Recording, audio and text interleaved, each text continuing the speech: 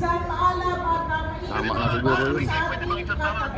Hindi naman ako hindi ako nagre-resist, but I keep an open mind. May katanungan po si... There are so many personalities na dapat na presidente.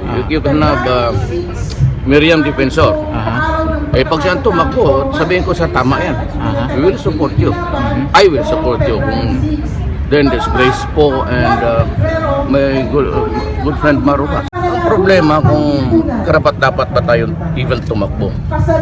Even just the mere thought of running, you have to ask yourself. I said, I have to come to terms with myself. Dapat ba akong tumakbo ng presidente?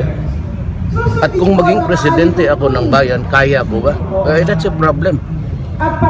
Because I said I'm old and I've served government for almost 30 years as a prosecutor, as a vice mayor, then congressman, then mayor again.